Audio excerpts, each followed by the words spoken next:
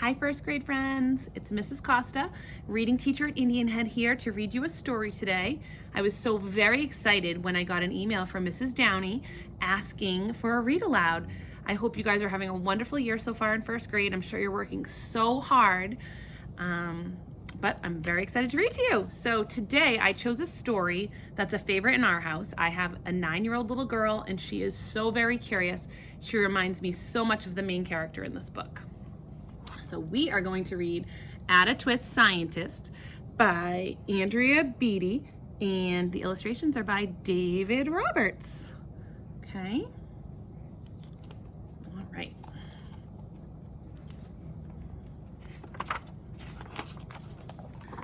Okay, here we go.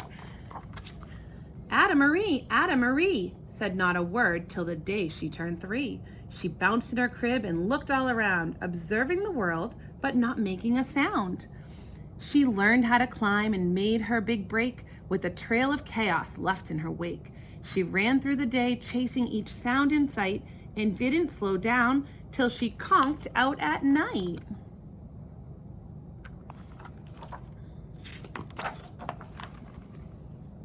Her parents were frazzled, but tried not to freak, as Ada grew bigger and still did not speak.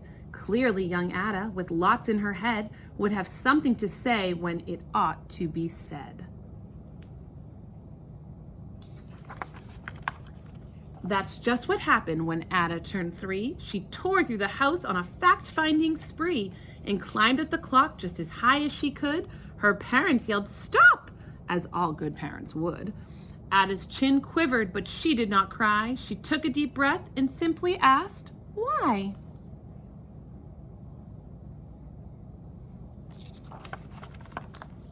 Why does it tick and why does it talk? Why don't we call it a granddaughter clock? Why are there pointy things stuck to a rose? Why are there hairs up inside of your nose?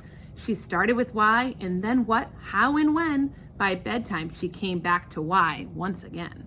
She drifted to sleep as her dazed parents smiled at the curious thoughts of their curious child, who wanted to know what the world was about. They kissed her and whispered, "You'll figure it out." So many questions. Her parents kept up with their high-flying kid, whose questions and chaos both grew as she did. What does it do? Why won't it? How can we find out? Why does it? How? How does it? When will it? What if? Will there be? Why? What? When? How? Even Miss Greer found her hands were quite full when young Ada's chaos wreaked havoc at school. But this much was clear about Miss Ada Twist. She had all the traits of a great scientist.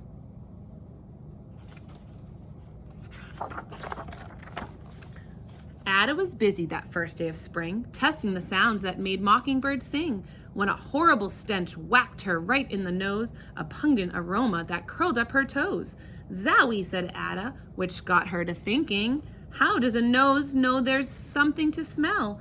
And what does it still stink if, and does it still stink if there's no nose to tell?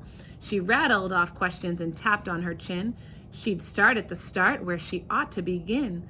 A mystery, a riddle, a puzzle, a quest. This was the moment that Ada loved best.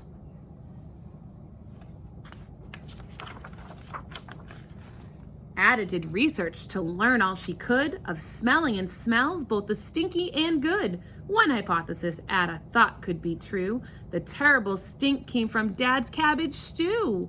She tested and tested, but soon Ada knew it was time to come up with hypothesis 2.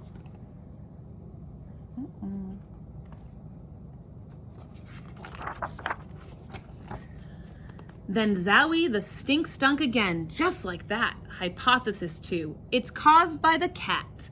The cat couldn't make such a stink on its own. It needed perfume and some fancy cologne. So young Ada tested, the test was a flop. She started again, but her parents yelled, "Stop!" Uh-oh. I don't think that's a good way to wash a cat.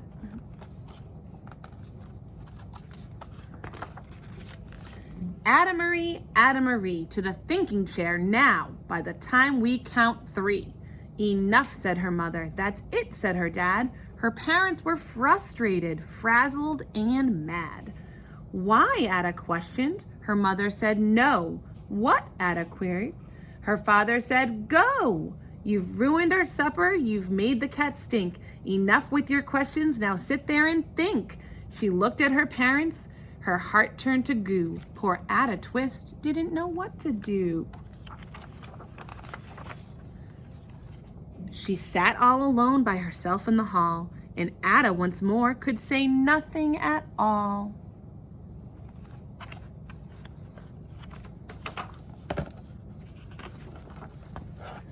And so Ada sat, and she sat, and she sat, and she thought about science and Stu and the cat, and how her experiments made such a big mess. Does it have to be so? Is that part of success? Are messes a problem? And while she was thinking, what was the source of that terrible stinking? Ada Marie did what scientists do. She asked a small question, and then she asked two. And each of those led her to 3 questions more. As Ada got thinking, she really dug in. She scribbled her questions and tapped on her chin. She started at why, and then what, how and when. At the end of the hall, she reached why once again. Uh-oh.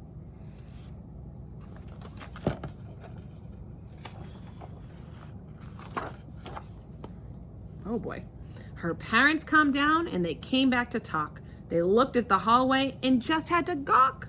No patch of bare paint could be seen on the wall. The thinking chair now was the great thinking hall. They watched their young daughter and sighed as they did. What would they do with this curious kid who wanted to know what the world was about? They smiled and whispered, "We'll figure it out." And that's what they did, because that's what you do when your kid has a passion and a heart that is true. They remade their world. Now they're all in the act of helping young Ada sort fiction from fact. She asked lots of questions. How could she resist? It's all in the heart of a young scientist.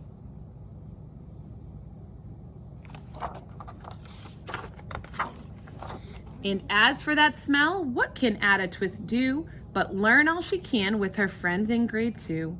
Will they discover the stink that curls toes? Well, that is the question. And someday, who knows?